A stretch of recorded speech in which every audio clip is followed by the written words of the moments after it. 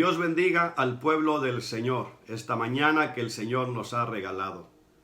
Voy a traerles una palabra que el Espíritu Santo ha puesto en mi corazón, esperando que sea de mucha fortaleza, de mucha edificación y de mucha guianza para todo el pueblo de Dios.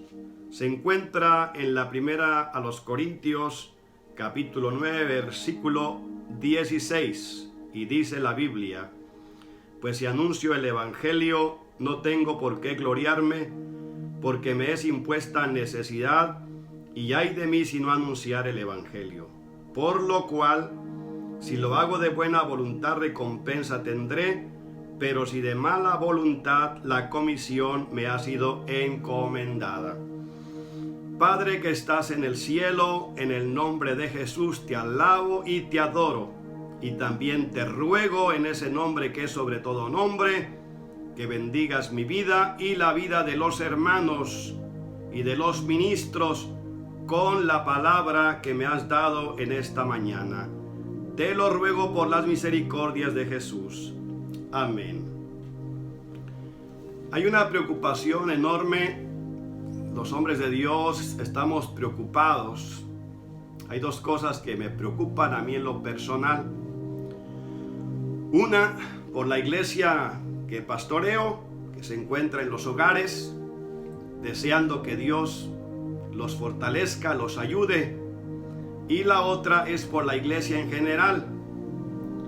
Y las cosas que están sucediendo en el mundo, en el ambiente religioso, en el ambiente de la iglesia, hay cosas que están preocupando, que están alarmando y que están escandalizando. Y no tiene que ver con la verdadera necesidad que debe sentir el ministro de Dios, el que ha sido llamado a predicar la palabra. Es más bien con cosas que no debieran en este momento estarnos preocupando. Pablo aquí habla en su defensa, porque él tenía algunas acusaciones en su contra, de que era un vividor, de que se había puesto solo.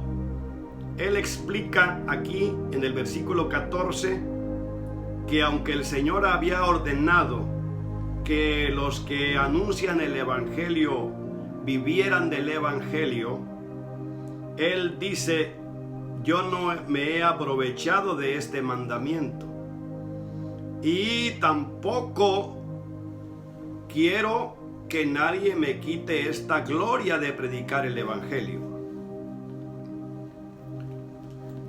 Pablo sabe que la obra de Dios necesita de recursos, como nosotros también lo sabemos.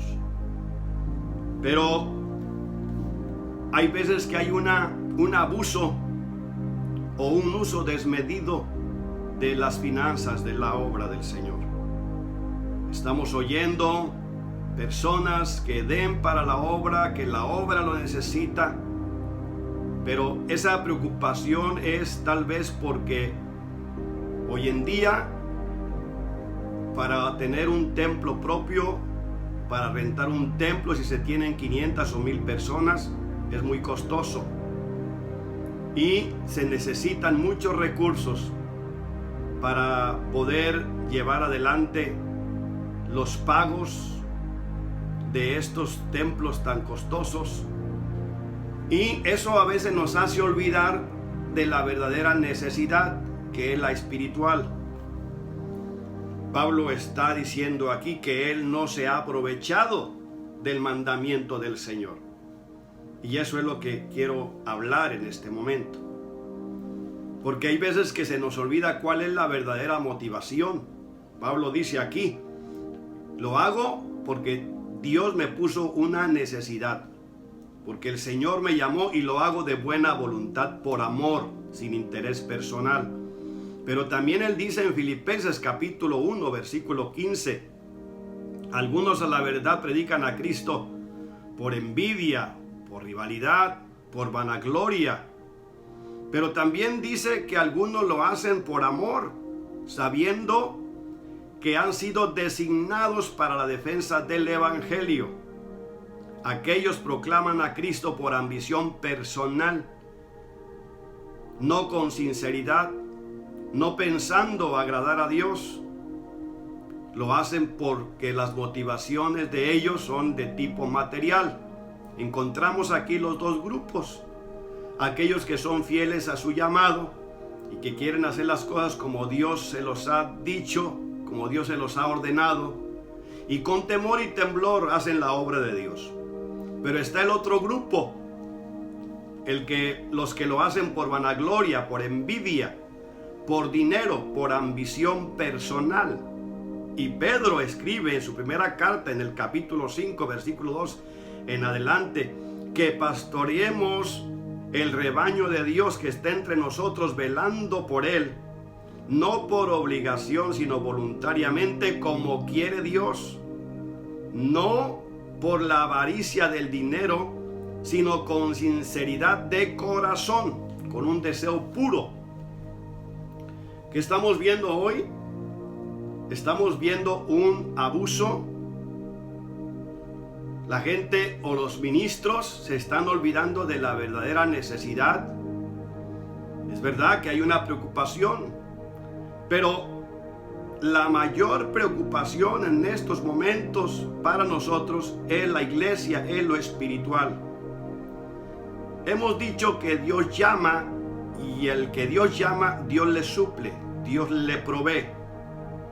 Quiero que vea un pasaje en la palabra que estuve analizándolo, y se encuentra en el capítulo 4 del libro de los Hechos. Dice: y la multitud de los que habían creído, el versículo 32, era de un corazón y de un alma, y ninguno decía ser suyo propio lo que tenía, sino que tenía todas las cosas en común. Y con gran poder los apóstoles daban testimonio de la resurrección del Señor, y abundante gracia era sobre ellos. Así que no había entre ellos ningún necesitado, porque todos los que poseían heredad de su casa los vendían y traían el precio de lo vendido y lo ponían a los pies de los apóstoles, y repartían a cada uno según su necesidad. ¿Para qué se requerían los recursos en ese tiempo? No era para comprar templos, todavía no se comenzaba esa era de los grandes templos, eso vino luego. Hoy eso es una necesidad. ¿Cuál era la necesidad de mayor prioridad en ese tiempo? Era la iglesia, los necesitados.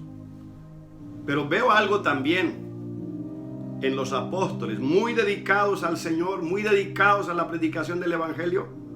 No es que ignoraban las necesidades, pero todos sabemos que cuando Dios nos llama, Dios nos provee. Y que hay una parte de la obra que tiene que ver con las finanzas que debemos dejársela a Dios, que no puede ocupar nuestro corazón, nuestro tiempo, y de esa manera afanarnos o desviarnos del camino del Señor, porque entonces dejaremos de hacer la obra de Dios como la palabra de Dios lo ha mandado. ¿Qué sucede aquí? Vean ustedes un detalle que vi yo ahora, que he visto yo en estos días, que fueron los mismos hermanos los que se dieron cuenta de la necesidad. Hoy somos nosotros. Debemos dejar que los hermanos se den cuenta de las necesidades que hay en la obra, y que de ellos mismos salga el ofrendar, el diezmar, el hacer la obra. Que ellos vean, y si ellos aman, ellos apoyarán, ayudarán y darán. Si aman la obra de Dios, ellos lo harán, sin necesidad de que nosotros estemos pidiéndole dinero a la gente. Es vergonzoso para un ministro que esté preocupado por el dinero, por los diezmos de la iglesia, por las ofrendas. Es vergonzoso, y por eso hemos caído en muchas críticas de parte de los que saben que nos aprovechamos de los hermanos, de su dinero y de las finanzas, porque se oye cómo en estos momentos los ministros están preocupados por esa parte, que si bien ayuda al avance de la obra, pero que debemos dejárselo al Señor. Y también lo que vemos aquí es que eran los hermanos que se daban cuenta, que ellos veían que se necesitaba, y de ellos mismos salía que vendieran sus propiedades, sus heredades, y muchos lo hicieron. No significa que uno tiene que hacerlo, pero sí debemos permitir que sea Dios moviendo su pueblo, no nosotros. No nosotros extendiendo el plato de la ofrenda, no nosotros llamando a la gente pidiendo ofrendas, no nosotros rebajándonos, porque ese no es el llamado. Dios no nos llamó a pedir dinero, Dios no nos llamó a eso. Nosotros no somos vividores del evangelio, no somos comerciantes del evangelio. Amado pastor, que Dios le ha llamado al ministerio, preocúpese por el rebaño, por la iglesia del Señor, y a medida que Dios le vaya supliendo, le vaya dando, pues también con sabiduría vaya administrando, y en su momento es que se van adquiriendo propiedades si es necesario. Pero que no demos a demostrar, como se está viendo en estos días, pastores, ministros del Señor, que manifiestan una falta de fe, que manifiestan síntomas de incredulidad, porque hay un pago atrás, hay una deuda con el templo, pero tampoco es necesario estar públicamente pidiendo dinero, porque el dinero no es lo fundamental para la iglesia de Cristo. Dios nos llamó a predicar el evangelio, no a colectar dinero. Debemos tener fe en el Señor y dedicarnos a predicar el evangelio, no por intereses, no por dinero, no por lo que nos da la gente. Así no tenemos que vender nuestra conciencia a nadie, sino con fidelidad predicar el evangelio y cumplir fielmente al llamado del Señor. Y de lo demás, yo le aseguro que Dios se va a encargar. ¿Qué vemos aquí? Que los que podían, lo hacían. Y eso es lo que debemos orar. No pedirle a los adinerados en la iglesia, sino orar para que sean los que pueden, que ofrenden, que diezmen, que ayuden la obra de Dios, pero que Dios ponga en su corazón, que ellos sientan como pasó aquí. Los hermanos pudientes sentían el dar, sentían, no se le exigió. Es que no podemos estar exigiendo diezmos y ofrendas. Eso no agrada a Dios, eso no es de Dios, eso es vergonzoso. Debemos orar. La oración abre las puertas, toca los corazones, para que sea el Señor en estos momentos de crisis, que sean los hermanos que Dios ha bendecido, los que den, los que apoyen, los que ayuden a los necesitados, los que se preocupen unos por otros, y nosotros, los pastores, dedicarnos a lo importante, a lo que hemos sido llamados, a predicar el evangelio y a preocuparnos por la iglesia del Señor. Amados, el apóstol Pablo dice: ay de mí si no anunciar el evangelio. Y lo hago porque el Señor me ha llamado. Predico el evangelio de buena voluntad, no por ganancias. Y aunque el Señor mandó, yo no me aprovecho, yo no le saco beneficio a lo que el Señor dijo, que los que predican el evangelio vivan del evangelio. Debemos pensar en esta hora que la preocupación nuestra debe ser ese pueblo, debe ser esa iglesia.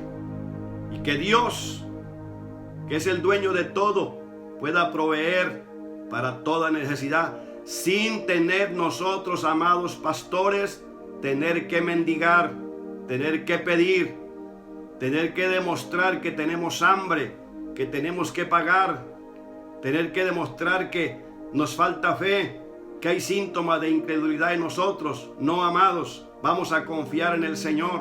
Tengamos fe en Dios y no avergoncemos el evangelio.